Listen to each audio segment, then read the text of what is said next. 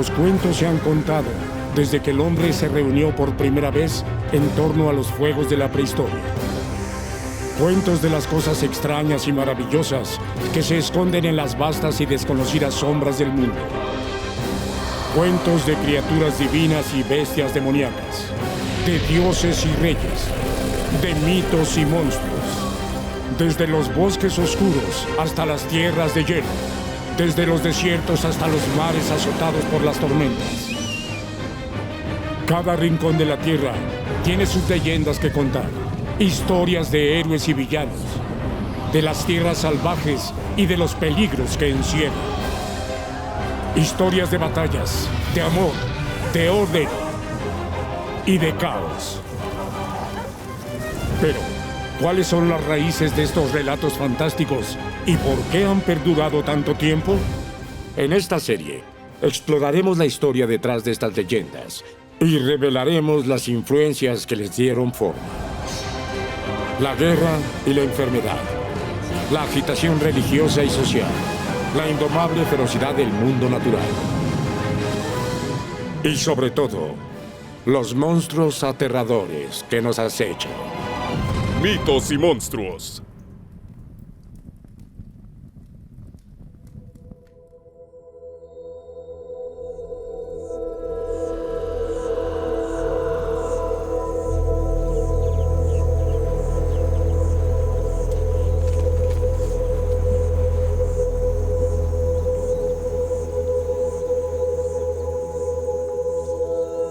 Durante la mayor parte de nuestra existencia, los humanos fuimos cazadores-recolectores.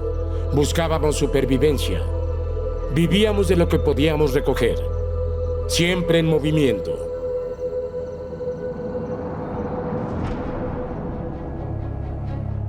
Todo esto cambió hace unos 10.000 años, cuando la humanidad formó sus primeros asentamientos permanentes, cuando empezamos a cultivar y domesticar animales. La revolución agrícola había comenzado. Los asentamientos se volvieron pueblos, luego ciudades, naciones e imperios.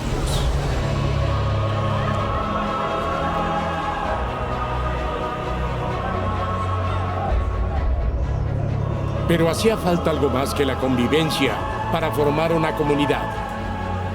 Se necesitaban tradiciones, creencias e historias compartidas. Es a través de las historias como se fijan los límites de una comunidad, se ponen a prueba sus reglas y se afronta el cambio. Todas las sociedades que atraviesan periodos de cambio rápido necesitan mitos a los que aferrarse. A veces los mitos parecen existir para cuestionar las normas sociales e invitarnos a cuestionarlas. Esa es una mejor forma de imponer las normas sociales que el tipo de historia que se limita a decir esta es la norma y lo que vas a hacer. Creo que si uno lo ve como una especie de vehículo en forma narrativa para cosas que son importantes en la sociedad, es probablemente la mejor manera de verlo. Pero muchos mitos involucran personajes heroicos debatiendo lo que hay que hacer y de esa forma luchan juntos. Los mitos, desde luego, solo pueden serlo si los compartimos. Somos una comunidad de lectores de la Biblia, compartimos una fe en esas historias. Así que los mitos crean comunidad, nos unen. Las sociedades existen en un estado de tensión. Las necesidades y deseos de todos nunca pueden satisfacerse al mismo tiempo. Hay que encontrar un equilibrio. Es en las historias que nos contamos, que debatimos, cuál es ese equilibrio. Cambio y revolución.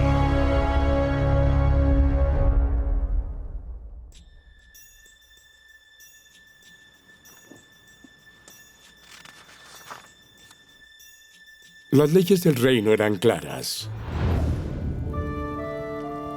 Y el príncipe Roswell las había roto. Había desobedecido a su padre, el rey. Los tres nobles llevaban años en la mazmorra. Eran culpados por el rey de un crimen que no habían cometido. Sin embargo, Roswell no era su padre. La injusticia cometida con los tres hombres le avergonzaba. Tenía que hacer algo. Roswell condujo a los nobles fuera de la mazmorra, pasando por los guardias y a través de los silenciosos pasajes secretos del castillo hacia la libertad. Pero el padre de Roswell pronto descubrió quién era el responsable de la fuga de los prisioneros. Roswell pagaría un precio por su bondad. El rey desterró a su hijo, enviándolo para siempre al exilio. La ley, después de todo, era la ley. Es reconfortante pensar que tenemos control sobre nuestro destino. La crueldad aleatoria del mundo puede parecer a veces muy insoportable. Los cuentos son un refugio, el bien se recompensa, el mal se castiga, y todos reciben su merecido. En una historia, incluso la catástrofe tiene un motivo.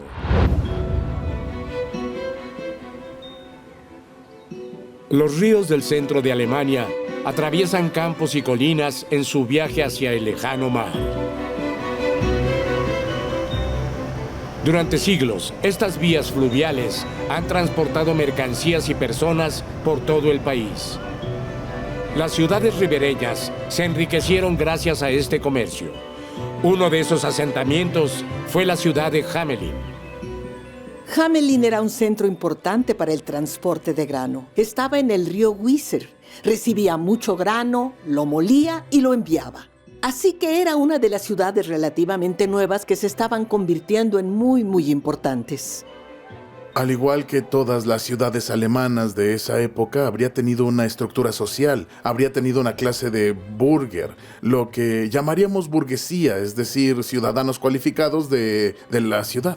Habría estado dominada por gremios más que por aristócratas, por lo que se empezaría a ver el tipo de estructura que acabaría evolucionando en la ciudad moderna. Sin embargo, Hamelin es más famoso por el cuento del flautista de Hamelin. Es uno de los cuentos más conocidos de los hermanos Grimm.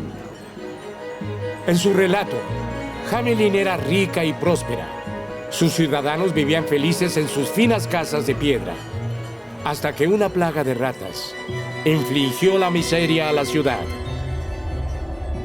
Este enjambre negro de alimañas atacaba graneros y almacenes, roía la madera y mordisqueaba las telas. Por más que lo intentaron, el pueblo no pudo librarse de la plaga. La salvación parecía llegar en la figura de un misterioso gaitero. Atrajo a las ratas al río con una canción mágica. Pero cuando el pueblo se negó a pagarle lo prometido, el gaitero juró vengarse.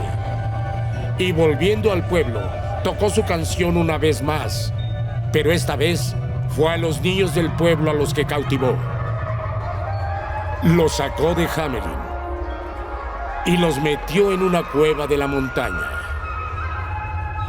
Ni el flautista ni los niños volvieron a ser vistos. Pero hay algo más que una simple leyenda. En 1384, la crónica de Hamelin registró que había pasado un siglo desde que los niños abandonaron la ciudad. Algo pasó en Hamelin. ¿Pero qué?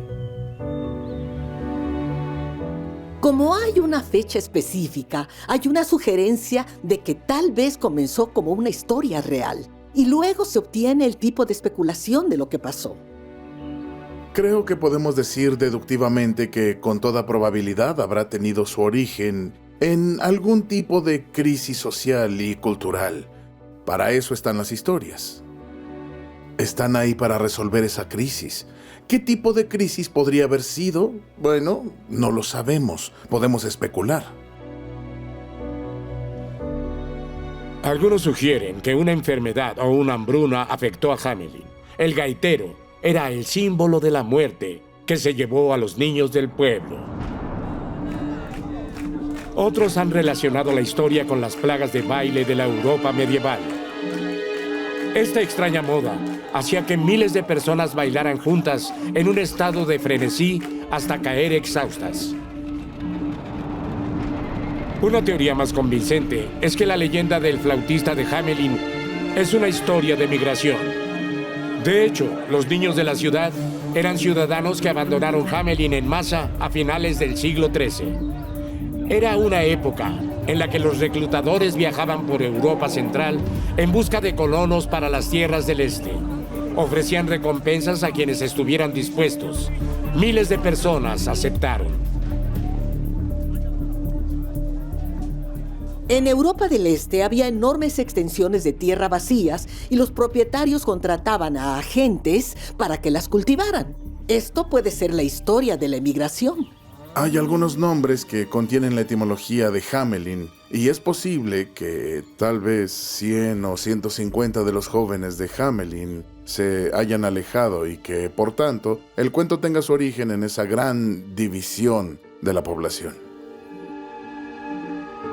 Los Grimm contaron su versión de la historia en el siglo XIX. Pero el cuento se ha contado y recontado en Europa desde la Edad Media y ha ido evolucionando. Una vez que la gente vive en ciudades abarrotadas, se empieza a ver un cambio en el tipo de historias que se cuentan. Asimismo, entre sí, no hay ratas en la historia original. La idea de la ganga aparece, incluso un poco más tarde. Luego, cuando llega el siglo XIX, se empieza a ver una cosa mucho más sentimental, el niño cojo o el niño ciego, según la versión, que no pueden seguir el ritmo y por tanto se sabe que la montaña se cierra antes de que él pueda llegar. Así que es un maravilloso ejemplo de cómo los mitos cambian a medida que la sociedad cambia.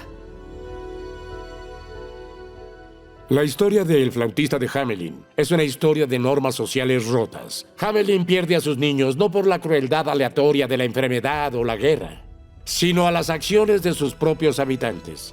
Rompieron su acuerdo con el flautista. Su avaricia y deshonestidad son responsables de la desaparición de los niños.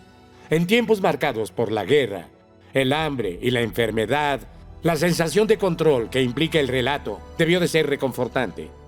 Evite el error de Hamelin, obedezca las reglas de la sociedad y la catástrofe puede ser evitada. Mitos y monstruos.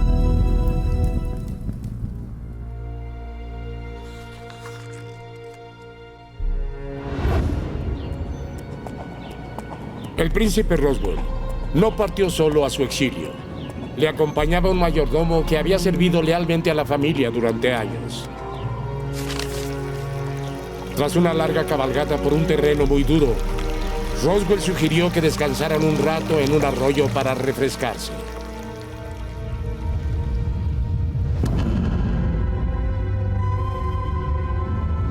Un fuerte golpe hizo que Roswell cayera inconsciente al suelo.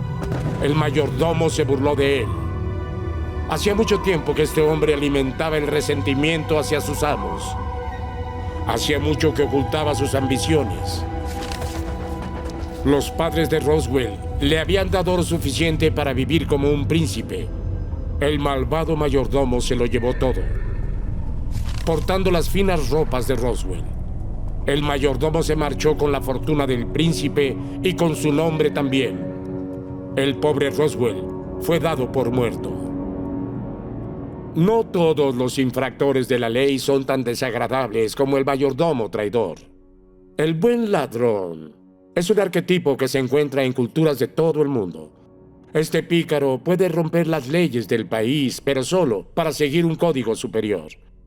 Al rebelarse contra el orden social existente, con todos sus defectos y desigualdades, el buen ladrón ofrece la promesa de algo mejor.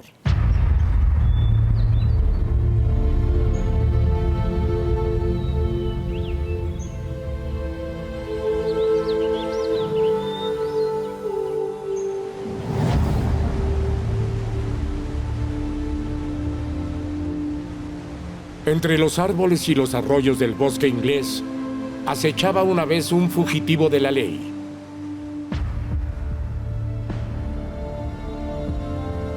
Era conocido por los reyes en sus castillos.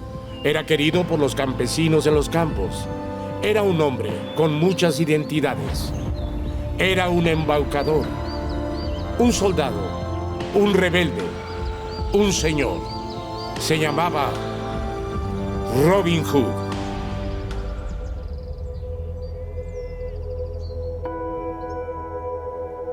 Desde su aparición en el siglo XIV, Robin se ha convertido en una de las leyendas más famosas y duraderas del mundo. Hoy su historia nos resulta familiar a todos. Robin vive en el bosque con sus alegres hombres, desafía la injusta autoridad del sheriff de Nottingham y roba a los ricos para dárselo a los pobres. Sin embargo, esta familiaridad oculta la evolución de esta leyenda, pues a medida que la sociedad ha ido cambiando, también lo ha hecho Robin Hood. ¿Qué es lo que define a la autoridad injusta? ¿Qué principios justifican la rebelión contra ella? Nuestras respuestas son siempre cambiantes. En las primeras baladas y obras sobre él, no es un caballero caído en desgracia ni un noble al que se le niega su derecho de nacimiento, sino que es un hombre del pueblo, un campesino, poco más que un paisano. La historia de Robin Hood es en gran medida una historia de gente común contra la autoridad, y Robin Hood es el nexo que permite desafiar a la autoridad. Está diciendo algo sobre la persona ordinaria, el arquero ordinario, que tiene capacidades que no son bien comprendidas por los aficionados. Robin Hood es más inteligente y mejor para disparar y defenderse que la gente que se cree muy inteligente porque tiene libros de contabilidad y porque es buena con los ábacos. Y en cierto modo ese es su objetivo, para eso está. Las historias sobre Robin se difundían de boca en boca entre la gente corriente. Y era una época en la que les venía bien un héroe. La peste negra y otras plagas habían asolado la Inglaterra del siglo XIV. Le siguió la guerra civil y millones murieron o fueron desplazados. Las historias del desafiante y astuto Robin Hood ofrecían raras victorias para el hombre común. Pero no sería de ellos por mucho tiempo. En 1510, el propio rey Enrique VIII interpretó al forajido en un desfile de la corte. Incluso los altos y poderosos no pudieron resistirse al atractivo de Robin. En el siglo XVI, Inglaterra se convirtió en una nación protestante. A medida que el país cambiaba, también lo hacían las historias de Robin Hood. Pronto no solo combatió al sheriff de Nottingham, sino también a los sacerdotes católicos corruptos. Sin embargo, bajo Isabel I, las autoridades se preocuparon. Este legendario hombre del pueblo se estaba haciendo demasiado popular. Robin Hood, decidieron, era una amenaza para su poder. Se hicieron esfuerzos para suprimir las historias. Si Robin Hood quería sobrevivir, tendría que cambiar de nuevo. Su salvador fue el dramaturgo isabelino Anthony Monday. Transformó al forajido en un conde de Huntingdon, un miembro caído de la aristocracia.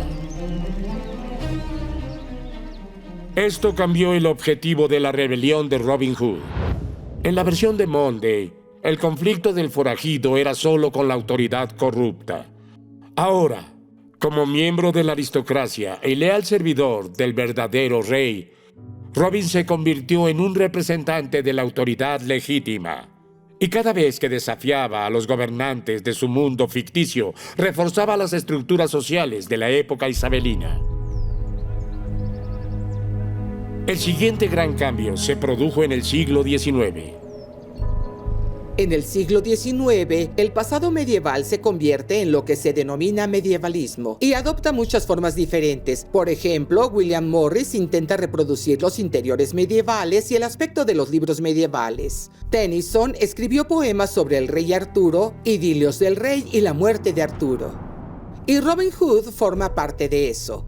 Gente como Walter Scott reescribe la leyenda para adaptarla a la idea que el siglo XIX tenía de la Edad Media. Robin se convierte en una figura literaria, en una figura popular. Y una vez que eso sucede, se obtiene este Robin Hood romántico que es muy querido por todos, por las mujeres, por los hombres buenos, y es un verdadero monarca, lo que es muy importante en el imperio inglés en expansión. Era una época de urbanización, industria y construcción de imperios. Sus historias de Robin Hood Mezclaba la nostalgia de una época más sencilla y medieval con un nacionalismo victoriano musculoso. En el siglo XIX, la popularidad de la leyenda de Robin Hood se extendió más allá de Inglaterra, y en el siglo XX llegaría a Hollywood. Desde sus primeras apariciones en el cine mudo, ha habido docenas de aventuras de Robin Hood en la pantalla. Estas representaciones varían de década en década, pero siempre cuestionan los problemas acuciantes de la época. En los años 20 fue el aislacionismo estadounidense. En los años 30 la depresión y el New Deal de Roosevelt. En los años 50 la reconstrucción británica de posguerra fue el telón de fondo táctico. En los 70, su candada decadencia. En los años 90, un nuevo Robin Hood, más internacional, con aliados de diferentes razas y credos. Y año tras año, seguimos revisando la historia y adaptándola a nuestra época. Ya que el atractivo de Robin Hood no se ve mermado por el tiempo. Hay algo inmensamente atractivo en ser un forajido en relación con los árboles. Creo que es la idea de vivir en un mundo en el que no tienes que trabajar, pero en el que tienes todo tipo de habilidades importantes y vives en esta naturaleza casi edénica. Nos gustan los chicos malos y creo que eso es lo que nos atrae de la leyenda de Robin Hood, que es un chico malo con un corazón de oro. Así que hay algo muy, muy atractivo en él.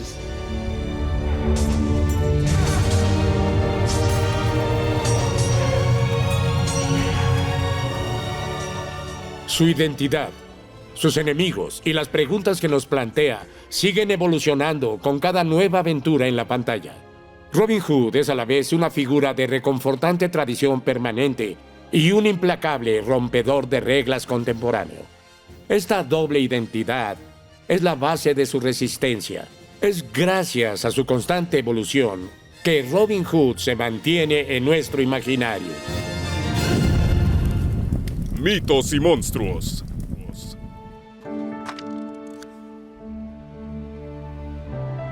Tras semanas de vagabundeo, el exhausto Roswell llegó a una ciudad.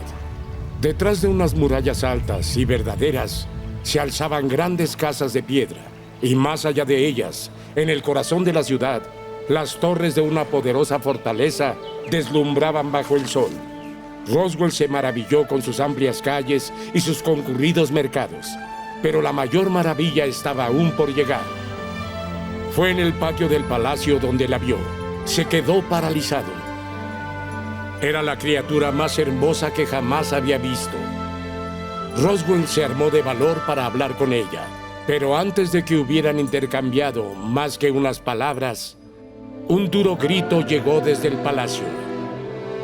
Princesa Lillian, ven de inmediato. Tu padre desea hablar contigo. La princesa obedeció de mala gana. Roswell la miraba con nostalgia. Ella no está hecha para alguien como nosotros, se burló un transeúnte. Dicen que se va a casar con un buen príncipe.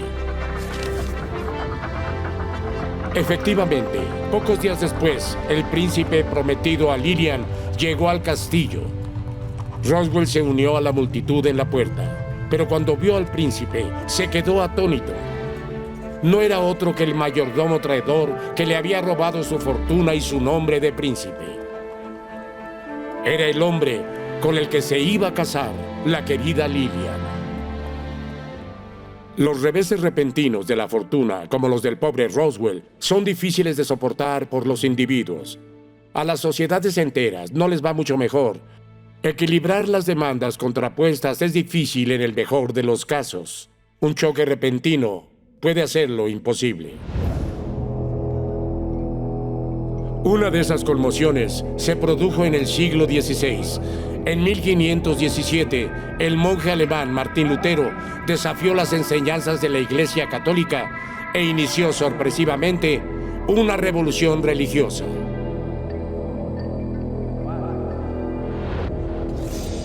Pronto, Europa se dividió como nunca antes. Familias, comunidades y naciones se dividieron, católicos y protestantes. Las guerras de religión marcaron el continente, y la más sangrienta de todas fue la Guerra de los 30 años, con casi 8 millones de víctimas. El conflicto fue uno de los más largos y destructivos de la historia europea. Comenzó en el Sacro Imperio Romano Germánico, una tierra fragmentada de pequeños reinos y principados. Todos estos pequeños reinos se vieron envueltos en una estupenda guerra sobre si los católicos o los protestantes debían suceder a uno de estos pequeños reinos.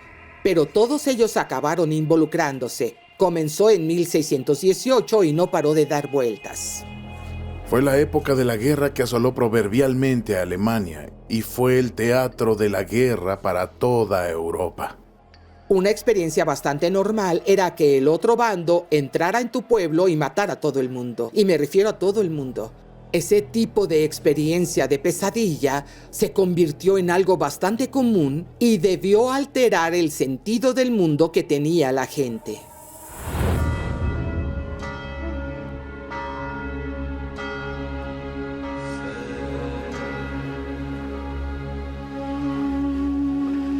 La ciudad de Bamberg, en el norte de Baviera, se vio en este conflicto. Era una ciudad construida en la confluencia de dos ríos, a 40 millas abajo de Nuremberg. Había crecido a la sombra de una fortaleza montañosa, pero en su corazón estaba la iglesia. Una catedral de 4 torres se alzaba sobre los tejados, y el catolicismo dominaba la vida cotidiana. Bamberg, a principios del siglo XVII, era un lugar típicamente alemán del sur, típicamente bávaro. También tenía una cultura católica muy arraigada. Bamberg fue un arzobispado príncipe presidido por sucesivos arzobispos que querían oponerse firmemente a la expansión del protestantismo. Se definió frente a la recién establecida y amenazante cultura protestante a unas pocas leguas de distancia. En 1623, Johann Georg von Dornheim se convirtió en el príncipe obispo de la ciudad. Von Dornheim, como jesuita, estaba totalmente comprometido con la Iglesia Católica y obsesionado con hacer retroceder al protestantismo. El obispo era un personaje bastante extremo, incluso para los estándares de su época. Parece haber aprovechado su cargo de príncipe obispo de Bamberg para aplicar la forma más rigurosa de hacer cacería de brujas. La caza de brujas no era algo nuevo en Bamberg, ya que había tenido lugar bajo el mandato de varios predecesores de von Dornheim. Pero este llevó la práctica al extremo. No en vano, fue apodado el Hexenbrenner, el quemador de brujas. Cientos de personas fueron acusadas, juzgadas y ejecutadas. En 1627, von Dornheim ordenó la construcción de la Casa de las Brujas. Esta prisión especial tenía 28 celdas y cámaras de tortura. Fue aquí donde consiguió sus confesiones.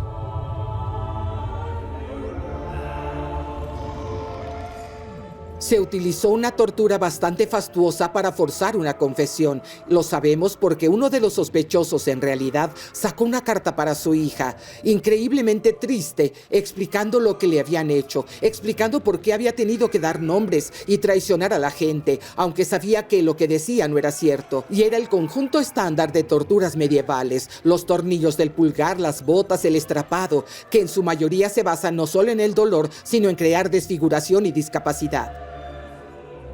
Ni la edad ni el rango fueron una defensa contra la acusación.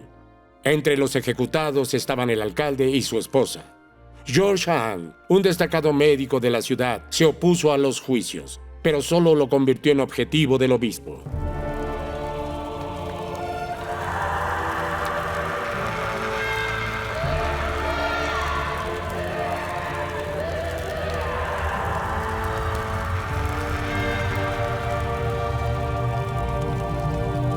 Johann, su mujer, su hijo y sus 2 hijas fueron quemados en la hoguera.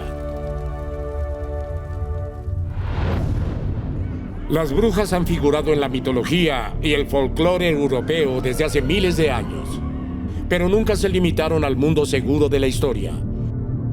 Muchos creían en la brujería y la culpaban de las desgracias de su vida cotidiana.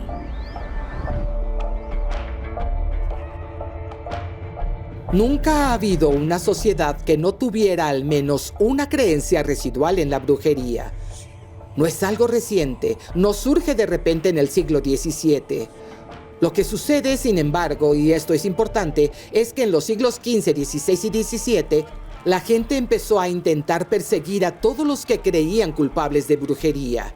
Y en la época de los juicios de Bamberg, era un asunto serio para los tribunales seculares con la pena capital, y eso perseguían. El fundamento teológico y legal de los juicios por brujería se encuentra en un libro publicado a finales del siglo XV, el Malleus Maleficarum, o Martillo de las Brujas. Definió la brujería como un pacto con el diablo y estableció formas de combatir este supuesto mal. Sin embargo, la persecución de las brujas no se limitó a Alemania. Se celebraron juicios similares en toda Europa. Participaron tanto comunidades protestantes como católicas. En un pequeño pueblo de Suecia, se decapitó a más de 70 personas en un solo día. Cientos fueron asesinados en Escocia y la Inquisición española acusó a miles. Un pánico moral se apodera de Europa.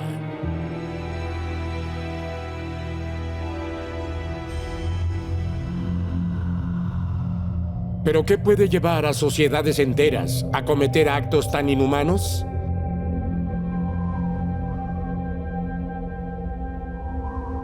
Durante cientos de años, en la Edad Media, Europa se benefició de largos veranos y suaves inviernos. Las cosechas eran abundantes y las semillas estaban libres de hielo. Pero este periodo cálido medieval no duró para siempre. En el siglo XVI, Europa se volvió más fría. Los ríos se congelaron. Las nieves se prolongaron hasta la primavera y las cosechas fracasaron una y otra vez.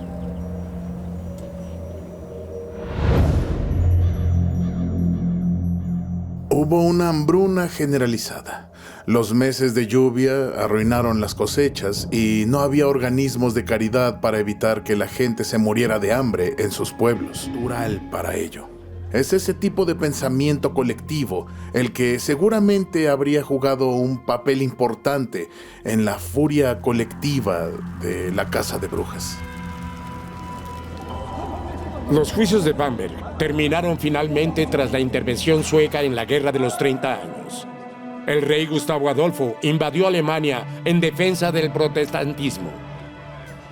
En febrero de 1832, sus fuerzas se acercaron a Bamberg. El obispo von Dornheim huyó y los restantes prisioneros de la Casa de Brujas fueron liberados.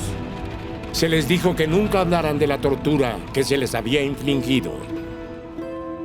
Los juicios de Bamberg son un ejemplo aterrador de lo que puede ocurrir cuando la sociedad se vuelve contra sí misma, cuando busca a los saboteadores y a los enemigos internos, cuando se embarca en una casa de brujas.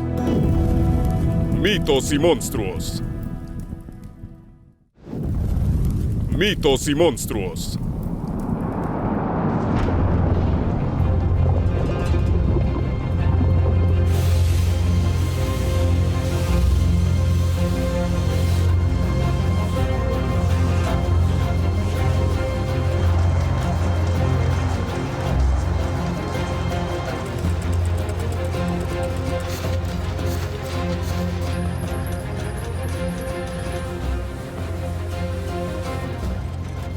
En el siglo XIX, Gran Bretaña se transformó. Una revolución impulsada por el vapor era la ropa interior. Los ferrocarriles atravesaban el campo, las chimeneas perforaban el cielo, el rugido de la maquinaria de dientes metálicos llenaba el aire y el humo negro velaba el cielo. La revolución industrial convirtió a Gran Bretaña en una superpotencia mundial, reformó el paisaje del país y alteró la vida de sus habitantes para siempre. Aunque creaba una gran riqueza y empezaba a mejorar el nivel de vida incluso de los más pobres, esta nueva era de la industria también perturbaba los modos de vida establecidos. Los antiguos puestos de trabajo desaparecen y las ciudades absorben a miles de personas. Las ciudades fueron transformadas por las fábricas y los molinos. Se volvieron oscuras y sucias. La gente empezó a hacer lo que ahora consideraríamos una jornada laboral realmente larga. Normalmente el jefe de la fábrica los despertaba a las 7 y no volvían a casa hasta las 6 de la tarde. Cuando se consiguen nuevas comunidades, hay que crear mitos y leyendas que permitan a la gente enfrentarse a ese entorno y que le permitan identificarse con él. Una vez que la gente vive en los asentamientos, van a empezar a inventar historias sobre el lugar en el que se encuentran y empezarán a tratar de incorporar este paisaje de pesadilla de humo espeso y niebla, edificios ennegrecidos y niños hambrientos en su mitología como una forma de hacer frente a ello. No existen certezas de las antiguas comunidades pequeñas en las que todo el mundo se conocía, por lo que la revolución industrial supuso un gran trastorno para las antiguas comunidades, pero también creó otras nuevas. Y es en las antiguas y nuevas comunidades donde surgen leyendas y mitos nuevos.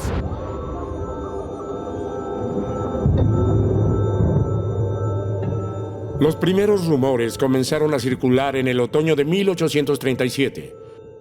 En los pueblos del sur de Londres andaba suelto un demonio monstruoso, descrito como un gran toro u oso que había atacado a varias personas y cuyo objetivo favorito eran las mujeres.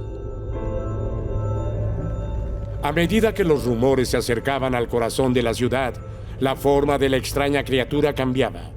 Se volvía más humana y aún más aterradora. Era un visitante sobrenatural vestido con una armadura y largos guantes con garras, que atacaba por la noche antes de escapar con grandes saltos por los tejados. A principios de 1838, las autoridades ya no podían ignorar el fenómeno. El 8 de enero, Sir John Cowan, alcalde de la ciudad de Londres, hizo pública una carta que había recibido de un residente del sur de Londres. La carta advertía de la extraña aparición y del terror que crecía entre la gente. Sin embargo, el Lord Mayor se mostró despectivo. Estos ataques eran inventados o bien obra de bromistas malintencionados. El Times publicó el anuncio del alcalde al día siguiente. El monstruo dio otro salto, esta vez a la imaginación de la gente de todo el país. Pronto también tuvo un nombre: Spring-Heeled Jack. Aquí es donde realmente se ve que los medios de comunicación empiezan a tomar la leyenda y la alimentan, con gran indignación en, ya saben, las cosas habituales. Pero también había un montón de libros de charla que son casi como pequeños libros de bolsillo, vendidos por ambulantes en todo el país. Proviene del tipo de literatura que suele caracterizarse como Penny Dreadful, que es una literatura producida deliberadamente para, y en cierta medida, también por los niños comunes y corrientes de la literatura que adoran una buena historia, que adoran sentir miedo. Y la idea de que algo salte de repente hacia ti es como un momento de palomitas en una película de terror, básicamente. Les gusta por el miedo.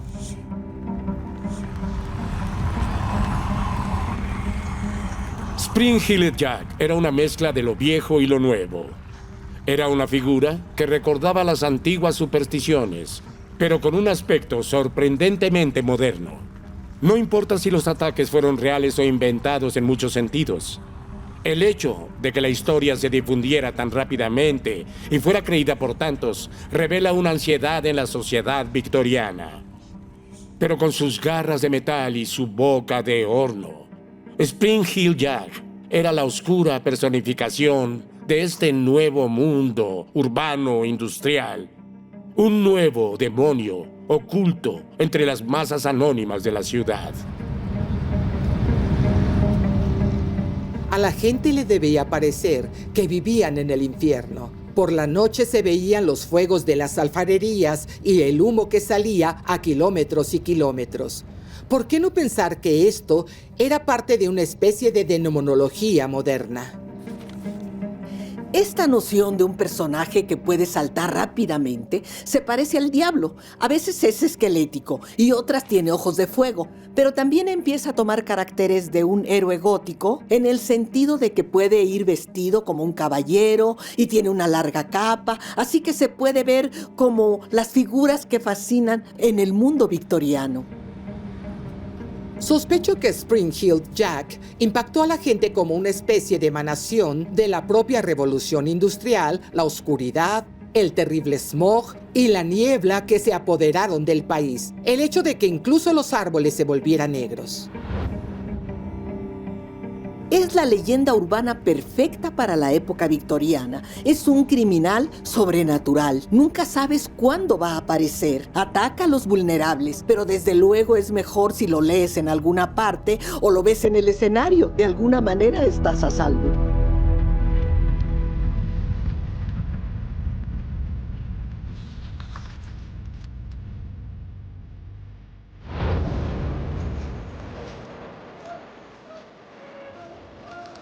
Se anunciaron días de justas para celebrar las nupcias de la princesa Lilia.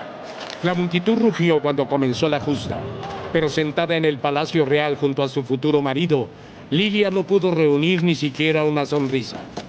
Al otro lado del campo de juego, el miserable Roswell también prestó atención al espectáculo.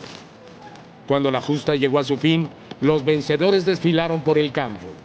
La costumbre era que se detuvieran y se inclinaran ante el palco real. Pero ese día no. En cambio, los tres caballeros ignoraron al príncipe impostor y siguieron cabalgando hacia el otro lado del campo. Ahí, entre la gente común, encontraron a Roswell. Ante él se inclinaron. Roswell se quedó atónito hasta que los caballeros se quitaron los cascos. Eran los nobles que lo habían liberado del calabozo de su padre. Denunciaron al impostor en el palco real y proclamaron a Roswell como el verdadero príncipe. ¡Arréstenlos!, gritó el comisario. Pero nadie se movió. ¡Arréstenlos! Cuanto más gritaba, menos príncipe parecía. En lugar de la novia real que esperaba, el mayordomo recibió la muerte de un traidor. Su cabeza se pudrió sobre las puertas de la ciudad. Recuperando su título real, Roswell se casó con Lilia. El feliz reino que heredaron vivió con paz y justicia el resto de sus días. La historia de Roswell, con raíces en el folclore anterior, fue muy popular en la Inglaterra y la Escocia del siglo XVI. Era una historia de orden social, desarraigado y luego restaurado. Una propuesta atractiva para muchos en una época de agitación religiosa y de incertidumbre nacional. Porque el cambio suele ser aterrador. Demasiado puede desgarrar la sociedad, pero demasiado poco, la sociedad se marchita. En tiempos de cambio, las historias pueden ser un consuelo al que aferrarse o una herramienta con la que indagar. Pueden ser un recordatorio de la historia compartida o una visión de un futuro posible. Las mejores han permanecido en nuestra memoria durante siglos. Las tensiones de la sociedad reflejadas en esos cuentos no han desaparecido del todo. Seguimos siendo un amasijo de contradicciones a punto de salir adelante. Pero como siempre ha ocurrido, es en los cuentos que apreciamos, en las leyendas que creemos y en los mitos que volvemos a contar, donde se debaten esas contradicciones y se ponen a prueba nuestros valores.